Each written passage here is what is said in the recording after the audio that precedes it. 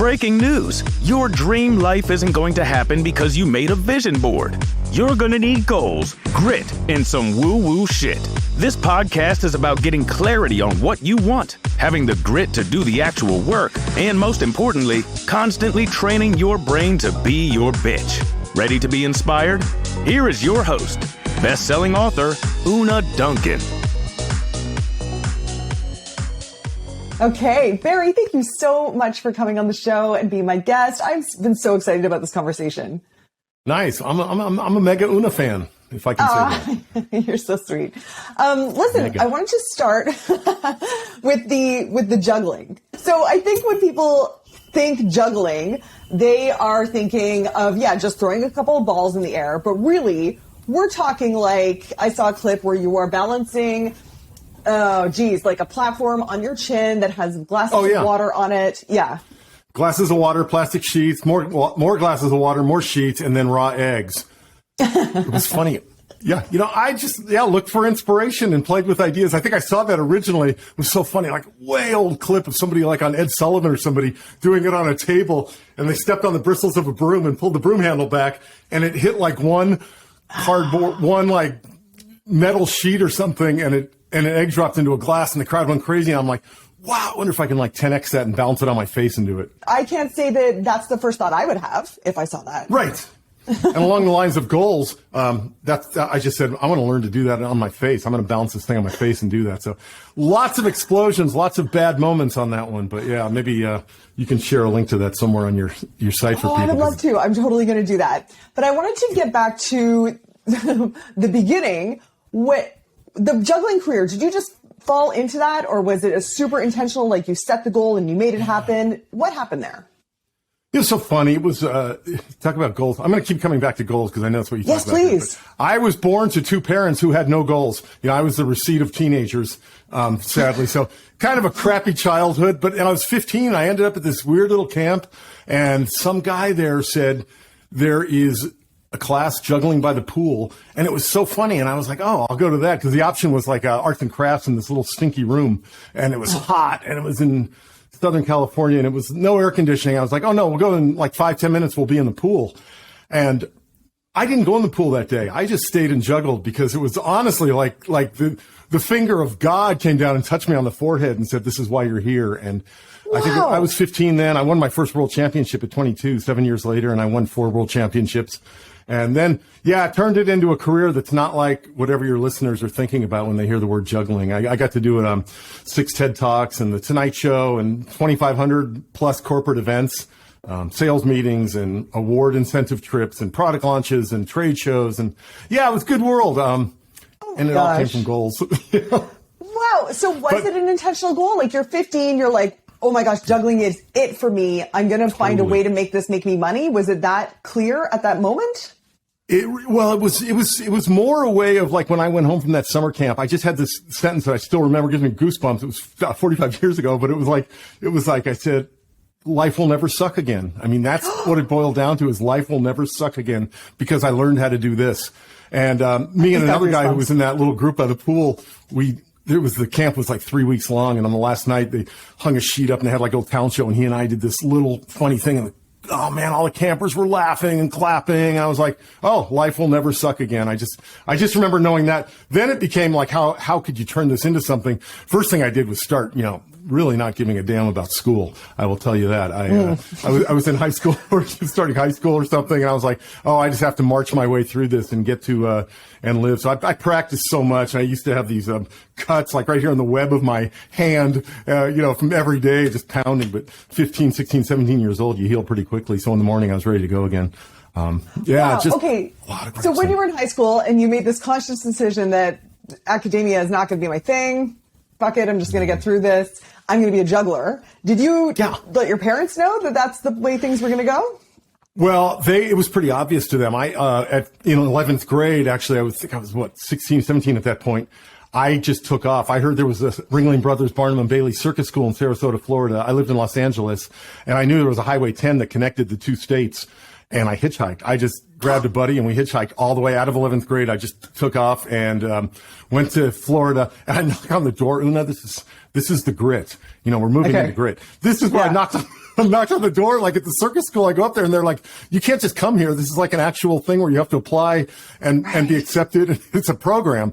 But yeah, so I think I worked at a tire store in Florida for like 2 weeks, then called my parents. And that was my first time of a couple million miles on airplanes, where I flew home and went back and told my high school guidance counselor what I did. And he was amazed. His jaw was on the floor, and he goes, great. Welcome back to 11th grade. And if you pursue your dream of being a juggler, you will be broken homeless by 22.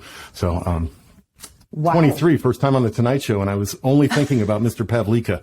I was thinking, I hope he never says that again to someone. So, yeah. That is amazing. Fun. So when he said you're going to be broken homeless, did any part of you internalize that? Or were you immediately like, fuck you? Oh, dude, remember those Charlie Brown? All I heard was, wah, wah, wah, wah, wah, wah, wah, wah. You know, I just knew, like, when he got to the end of the sentence, it sounded like a period. I was going to be able to leave.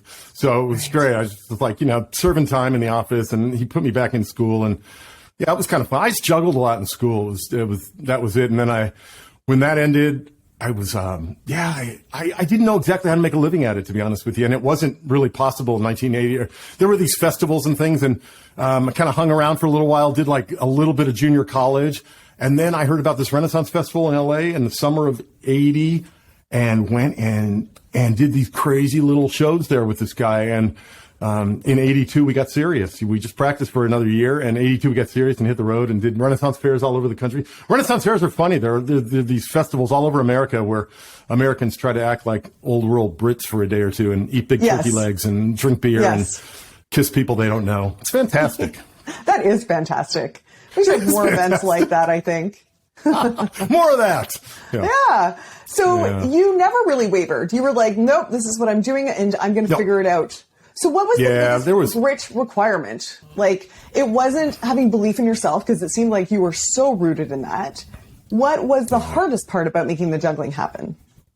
It's that there was no trailblazed. I ended up making my whole career on TV, on variety shows and things like that, and on corporate events, at live corporate events. And that market didn't exist. It really came into existence around 84, 85, where big companies, you know, would fly us to Japan, New Zealand, Bali, you know, Orlando, Phoenix, Vegas. Like, I was just in the big three convention cities and a ton of other weird places and all over the world for big companies having these big events. But it was so new in the early 80s. And I was one of probably a handful of acts that really helped develop that market, which turned into just the most fantastic market. So it was finding a way to do it, you know, because it was really all that mattered. It was, there was physical abuse, there was mental abuse, there was, food deprivation. I mean, there was everything bad those first 15 years.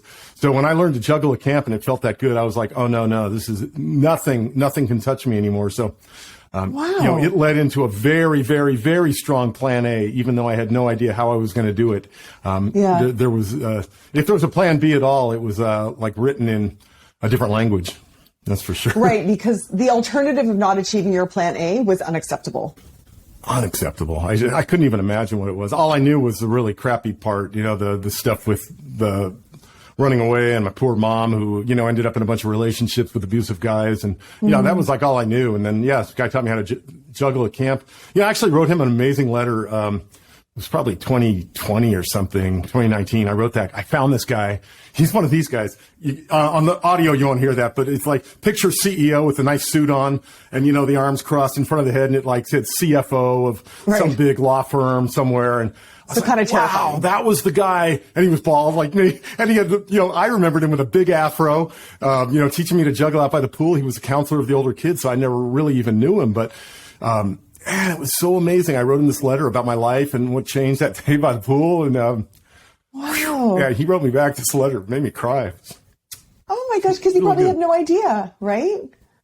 No idea. He said, I do think I heard about you over the years. Somebody from camp mentioned what you had done.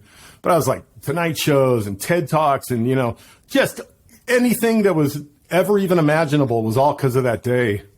So, you know, you were saying that part of it was because the alternative was unacceptable, that you came from such a background that you were like, I am fucking out of here and it doesn't matter what it takes. And I know, Barry, that you've mentored a lot of people, both performers and business owners. Do you think that that's a thread that you've seen, that people who come from adversity and challenges are more likely to succeed because they have more fire? Have you noticed that, or do you think that's true? No, I think it is true. And I know it's true in performers because, boy, we turn all that stuff into material, into our motivation and our stage material. Robin Williams, who I got to tour with for 6 years, is his opening act. I mean, that dude, he had a great childhood, but it was very lonely and a lot of depression and all that stuff. But boy, when you turn that into your material, there is no more authentic you. There is no, you rise above the noise instantly just because you're not trying to think, what should I be saying? What should I be doing? Oh no, this is what I'm doing. Yeah. This is it. It's happening this way. And along the lines of that, I think the more attractive your backup plan is, the less attractive and the less you probably put into what you really, really like, the only plan A. Like, if there's no great plan B, you have really no choice. Well, there's always the choice of the couch and alcohol and stuff like that. But, if you're going to go that way, but if your plan B is pretty good, it's hard to just like create something brand new and have all the spunk and energy towards it. Cause it's hard. Well, especially in your case, when there was no evidence that plan A was possible. Like, there is no reason for you to ever believe that you could make a career out of juggling. You had no right to believe that. It taught me a lot about business and marketing and how to talk to a client so that I'm actually talking about their interests instead of mine. Because while that market was very young, there was always someone on a committee that went, what do you mean we're going to have 1,200 sales reps in Las Vegas from Merck Pharmaceuticals talking about a new drug launch and we're going to have jugglers for an hour? Like, no matter how much somebody on the committee loved us, there was always someone that goes, what? And I really tried not to use the word juggling in my marketing, if you could imagine that, as a juggler, but it was important. What did you say? I would say we engage crowds, we wake up crowds, we give your content a whole new life, we keep your audience focused, we use a lot of comedy. But on the Tonight Show, I talk about all the stuff, but I skirted the word juggling like it was a bad topic. Right. So were you managing yourself to shift into the business applications here? So you had this grid of making this career happen, and you actually did all the business aspect? Yeah, at times of it. So that market was really developing. So there ended up being, they're still out there. They're called meeting planners. But that was really who I marketed myself to. And then they had, 10, 20 great clients. So, they talk in business about the 80-20 principle, but I really focused on like the 95-5. Like I found the 5% of the meeting planners who did all the big dates. And that's who I just served the hell out of. I was like, after a show, I'd listen for something they loved and send them like a monthly subscription for a year of like Cigar of the Month Club or, whatever it is. I just fell in love with the producers who could move our business forward. So, and that was great. I worked with some producers so long, over 30 years, like their kids took over the business. And I was like on the preferred vendor list for like the new owners. So it was super fun. Oh, that's amazing. And you have said that you feel like juggling is a great metaphor for business. Yeah, as business owners, we have to keep our eyes on a lot of things. And I mean, juggling was super fun like that, 7 balls above the head. It's so funny. People say, do you still juggle? I retired in 2016, by the way, from professional juggling after 34 years. But it's funny. I still, to this day, if something drops around me, I can intercept it with my foot. It's like there's always something, because with juggling, it's funny. I used to do these things called combination tricks where I'd like spin a ball on a stick in my mouth. I'd rotate a hoop on my back right leg. I'd juggle machetes, and, my partner and I'd be bouncing a ball like back and forth on our heads. So, I mean, that's a lot of different pieces, and I would work on each one and then bring them all together. I could go, oh man, that ball's spinning a little slowly. I have to adjust it here. And that's like business, right? It's like, oh, this thing's slipping a little bit, or I should talk to this person. And then also the multitasking, how can I do one thing and then turn it into 2 or 3 things? And that was so great about comedy. I mean, with juggling on itself is good for probably 3 minutes if you have a generous audience. But we did a 1-hour comedy show with somebody once timed us at one of the meeting planners. I mentioned that, and she said, you only do about 7 minutes of juggling in your show. And I was like, yeah, I know. That's on purpose. What? As I told her, juggling in a show is like anchovies on a pizza. Even if there's just one little anchovy, it's an anchovy pizza. It overtakes. Yeah. So when did you shift to mentoring other performers? Yeah, I think it was 2009. This is a pin that was in my collarbone. I had a mountain bike accident, and my collarbone turned into 5 pieces. So this is a little shish kebab skewer, which I had the doctor give me. back in the day when they were still able to do stuff like that, after he pulled it out. But yeah, so that was in there, and I was 8 months with no juggling. I flew off my mountain bike and shattered my collarbone. And it was just laying there in bed. I started thinking, wow, what if this is it? Like, what if this is the new me? You know, I can't go back to doing what I've always done. I can't, make good money for doing something I love. I mean, I was, as we've already covered, I was not loaded with an impressive resume of academia. So the one thing I was always good at was the business side of show business. So I started playing around with, the idea of offering a course online, and online was really coming into its own. And I had a very good name among entertainers. So I think I called on the first time I put out a program. I didn't even do like a formal launch as they're called now, a program. I just said, I think I called 20 and I had 18 people join me. And I just said, I'm going to teach about show business, about the business side of show business for 8 weeks. We're going to do it on, we didn't use Zoom or anything fancy like this when we did that. It was on the phone. I mean, it was crazy.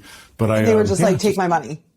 Oh my God. It's funny. This is a hilarious story. This guy was making all this noise when I was making the offer to him. I just said, if you want to join, it's $2,000. And, I have 18 spots and there's a couple left. And I was telling him all this stuff, just talking and just making all this noise. And I said, oh my gosh, if this is not a good time, I can totally call you back. Sounds like you're moving around. He goes, no, I'm just going out to my car to get my wallet. I was like, talk about the perspective shift of what I thought was happening and, what was actually happening. It was so funny. That's amazing. And just to give a perspective on the pressure that you were under at that time, how old were you when you had your bike accident? Yeah, I was, I think I was 45 or something like that, 45, 46. And I had been making a living as a juggler for 24. I had a 5-year-old kid. First, I've been married 36 years now, but my wife and I didn't have a kid for 15 years.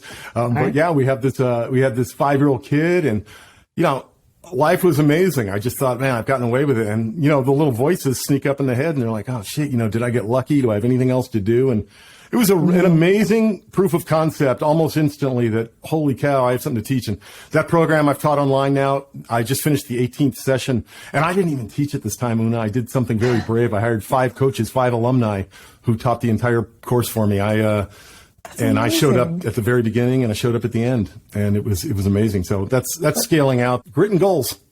Yeah, absolutely. Okay. Now, I have one more question for you about grit. And we were talking about how a history of adversity can kind of fuel you forward. Yeah. Do you think it also prepares you? Like, if you've lived through some shit and then you're going towards a goal that's going to put some shit in your way, you've got some practice with that. Would you say that was part of the success as well? Yeah, that's a really good way to put it. I would put it that way, and I would just say there's one thing you have to layer on top of it. You have to want that change more than you're in the habit of living into that story that things suck or things. Yes. Because it's easy. That stuff's going to keep happening, and under the category of grit, realize that stuff's going to keep happening. Life isn't going to change radically just because you change your mind or have an idea. So we have this amazing opportunity to change the only thing we can change, and that's us. And starting slow, our perspective on it, the way we hold things, the way we see things, what we eat, how we sleep. What can we start to change to actually support anything new we want to do in our life? Because that's massive. I have this amazing sign that's on the wall of my office here. I don't know if you read that. It says, it's backwards, so I can't see it. Oh, it is. Because why is it backwards? That's so weird. It looks like because I can't flip the sign, but it says change takes change. And it's the very first thing I see every day when I walk into my office. So I love like that. Think, yeah. What can I change? What can I change right now? If I want to change, what can I change? It's because adding on doesn't work in our culture. There's way too much right now. So if indeed that question you asked about, does it help? Choose consciously what you are going to cut out if you're going to add something new. Just make that a moment of time where you sit in quiet meditation, look at your day and say, what am I actually willing to cut out to take this new thing? Because if you try and layer it on, it's going to lose. It's going to come in second place. Yeah, I love that. I love that. Conscious choice and elimination before adding on more. And I think that's a great segue, because the next thing I want to ask you about is Leap Day 2012. Can you tell us what happened on that day? Funny day. My 9-year-old son at that point, he was I think kids have a great perspective. And he thought leap day meant you leap over something or you don't do something. And I thought, love it. That's really cute. We were standing outside. Oh, I have a great picture. I'll send you after this if you want to use it in the show notes. It's the last sugar I ever ate. He and I were standing in front of this yogurt shop when he said that.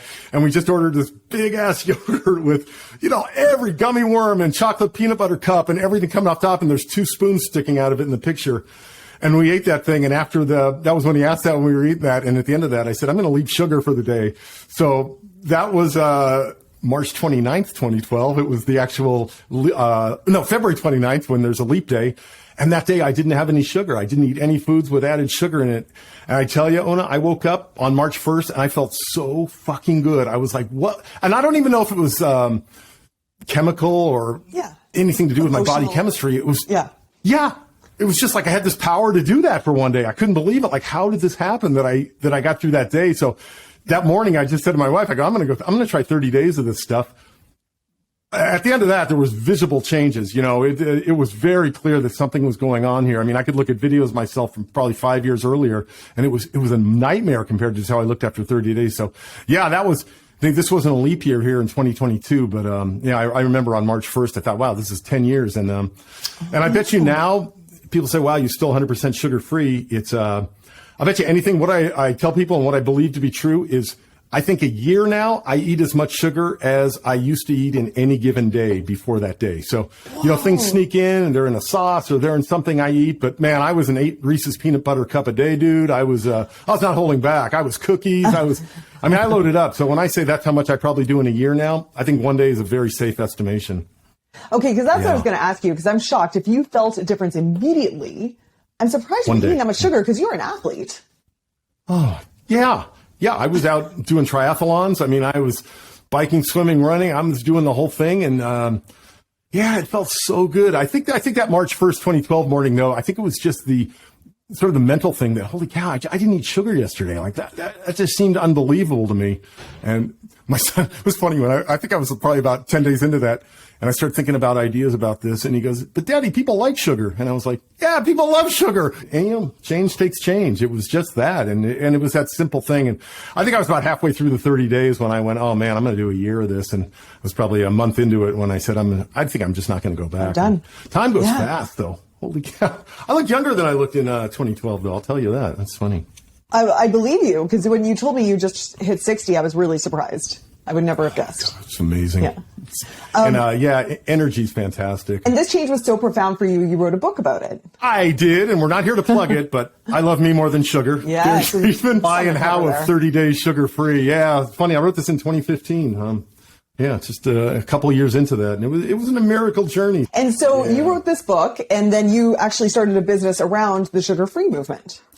Yeah, I did. And then I ran an online business where an online challenge. It was a 30-day challenge. And we had some good success with it. It was probably 2018. At the end of 2018, ran it for 3 years, I think.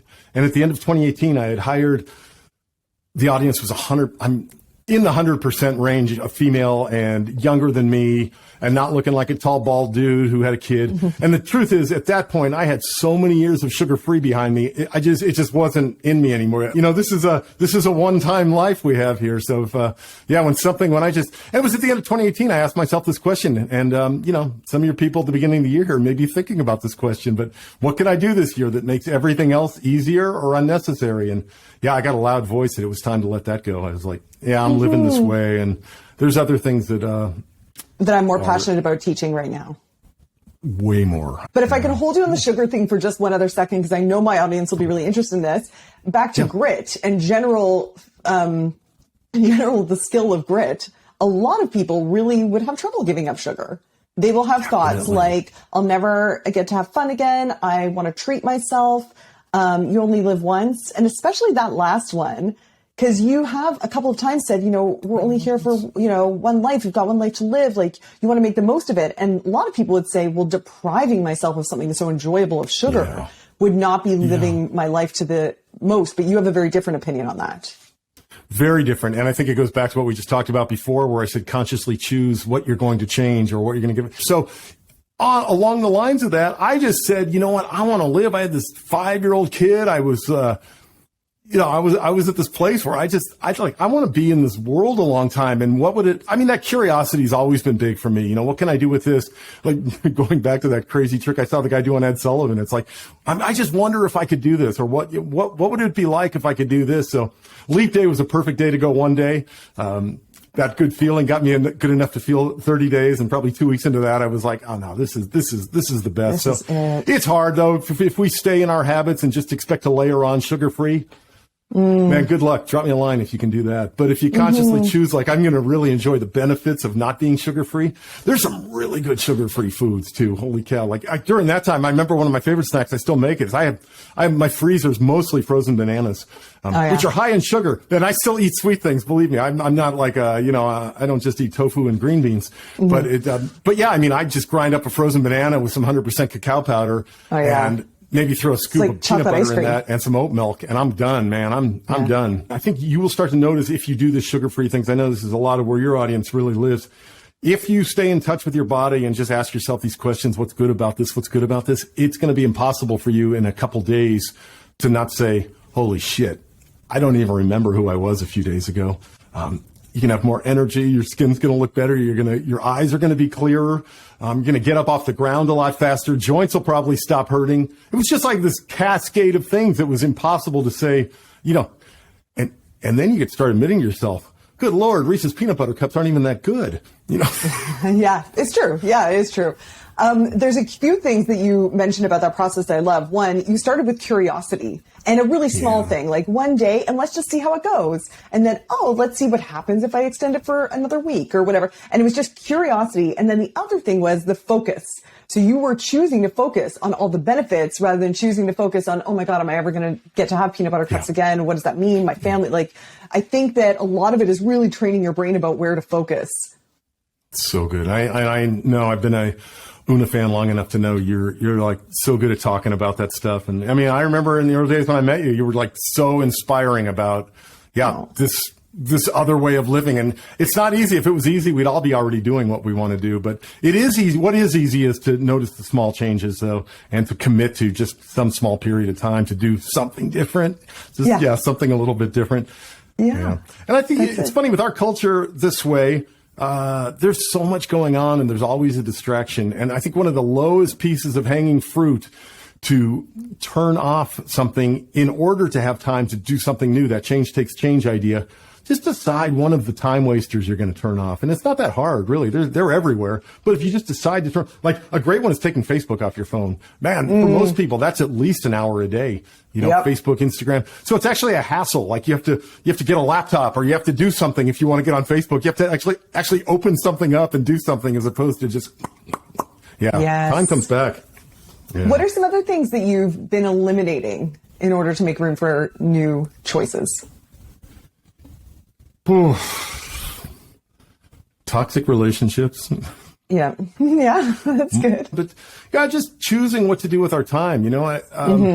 I am definitely, there's a great writer named Anne Lamott who talks about the third, and she wrote a great book about that. But that third of life, man, I'm so solidly there. My son's in college. I see him once in a while. I'm solidly in the third verse of Cats in the Cradle, that song, and the fourth verse is coming where I get to see him once a year.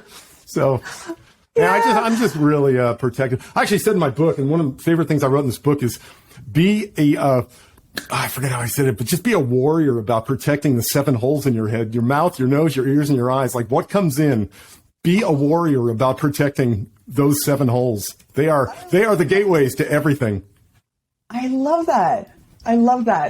So this is a great segue to the next thing that I really wanted to ask you about. And I actually just tried to find this and I couldn't, Barry, but a little while ago, I was scrolling my Facebook feed and I saw that you posted something to the effect of that you had just lost someone or maybe more than one someone, and you were realizing that we're not getting any younger and that you wanted to not let any more time go by without having meaningful conversations with people who are important to you. And then you said, here's a calendar link. And I love you even clarified, you're like, if we're just Facebook friends and we've never hung out, please don't do this. It's not for you. But if we have genuinely had a connection, I would love to reconnect with you sometime in the next year. I'm paraphrasing. Tell me what I got wrong there, because I remember I was so struck by this project and I thought that is amazing. And that is really building your life with intention. Because I had lost 3 people that year, and I had similar thoughts of what am I going to do to make sure that I don't let these relationships go any longer without reconnecting. Man, was it unbelievable? I mean, I don't know what it was. There was some pandemic stuff. There was just older age. There was getting to this place in life and time and age. It really got out of control. So I was turning 60. I turned 60 in 2022, and I just thought, wow, I want to have some conversation. So I threw up a little webpage, and your folks can see this. The calendar's down, but Tuesdays with Barry. Playing off the great Tuesdays with Maury. Yeah. It was really fun. I just had conversation number 42. Here we are recording this, and I had conversation 42 a couple days ago on Tuesday, and I have 10 more. And holy cow, Una, it was amazing. I first sent that out to a curated list of about 50 people, whether I had their emails accurate or not, social, whatever I could. I just made a list of people and actually had my VA just track down some information on these people and send them out. That booked about 30. And then I put it on social media. And that was when I put that little thing that popped up when you hit book a date. And it said like, yeah, if we just took a class together, it's not for you. And super fun. But yeah, Tuesdays with Barry. Protecting, right? That goes back to you protecting your time. To be like, I don't want to talk to any randos, but... Yeah, the mistake was, and it was really hard to write. I didn't have that up when I first put it on social, and I started getting them from people. And writing that email to cancel it and said, sorry, I guess you didn't read the page, but this is really, so then I put the pop-up up. Yeah, it made it better. But yeah, so I've had 42 of 52 unbelievable hours. And the text that I used on that page just set it up for something not normal. And there were even 2 times in there where if this sounds weird, wonderful, fantastic. I wrote this to either sound weird or to either repel you or bring you in. So were you surprised by the response to this outreach? Yeah, I was. I'll tell you, next Tuesday, oh my gosh, I've been married 36 years, but next Tuesday I have maybe the hardest one in the world. It was from someone I was actually engaged to for about a year when I was a little kid. I mean, I was young. I was like 23 or something, it was crazy. or I must have been like 21 or something. Yeah. And someone I got engaged, and it was just this weird kind of relationship with it was weird. So yeah, she actually signed up for one, so I'm talking to her next Tuesday. So, but there have been people from high school and from the performing world. I mean, on the road, we meet all kinds of wonderful wackies, and it's great. It's been fantastic. I talked to sword swallowers and balloon twisters and belly dancers and older people, the guy who first taught me how to fly airplanes. I've been a pilot for 27 years and like my first flight instructor. It was just amazing. Yeah. Just look on that page. I also said, I realize the only thing I have that I'm going to have when this is all over is, the relationships, the quality of the relationships. So, and I remember one other thing, because you mentioned this page, and one of the other things I said, this is to make good on at least 52 promises that I've made to people throughout my life where I said, let's hook up, let's talk someday. Like I wanted to have an actual chance to make good on that promise because I meant it when I said it, but as we all know, it's hard to follow up on. It doesn't happen. Let's talk someday feels really good when you're saying it. It's hard. It's hard to book. Well, so this is a project specifically for your 60th birthday, and it was a gift. Every Tuesday you talk to one person. Every Tuesday from 2 to 3 Pacific. It's fantastic. It's so good. Do you go in with any particular questions or anything, or do you just say, hey, what's been going on? I really only go in with the text that I wrote on the page was, there's no agenda. I don't want to talk about weather. I don't want to talk about, I want to have a conversation that at the end of the night, the end of the day, I'm just laying in bed going, fuck, that was unbelievable. So I even have a list of things we can talk about because I think it's weird for people, but things that matter to you, things that make you cry, stories you love, a memory that you and I had together, anything that we have that we never settled. Like I'm open to everything and anything. Wow. And if it ever starts off kind of surfacey, which it does, and I'm good with that for a couple minutes, I usually just say what matters to you now. And I just kind of wait. And then that is always a doorway in. That's a great question. Yeah. When I'm trying to reconnect with someone, I will say, what are the top 3 thoughts that have been going through your head lately? And it just gets, because, we do have that. We've got these cyclical thoughts. And usually they're fairly, whatever, I'm kind of worried about my kid or, whatever. But it's what's present most for them right now. And I'm like, let's jump in there. Let's not bother trying to catch up. Like, so how's your job? Or, Yeah. Yeah. It's a great sentence, or what are the 3 things going through? So for you, and when you just had your birthday, didn't you? Yeah, so I'm milking this birthday out for a year. You got to. I know I'm going to miss it next year. I'm actually going to miss this project next year. Yeah. Will you give it up? I think Why so. will you stop? Yeah, I mean, it was just a 1-year project. I started like January. I think I started the 3rd week of January to give things time to land. I thought about it when on New Year's Day, I said, well, I'm turning 60 this year. And I thought about the conversations. I put it out and I started on the 3rd week. And then I'm going through January to get to 52. So yeah, I think I'm going to let that sit. I started playing with an idea about memoirs, about single sentences that I've heard from people that affected me and that changed me. And I dig from a good well. I've been very lucky, but there are stories from the road from people like Patti LaBelle or Robin Williams or just sentences, like single sentences that affected my life. And shock of all shocks, people who have known me most of my life, most of those 42 calls I've had so far have contained a pretty damn golden sentence. So I'm kind of incorporating that into the writing of this memoir too. Yeah. That's amazing. Well, and again, you're giving another example of letting one thing go so that you can make room for another.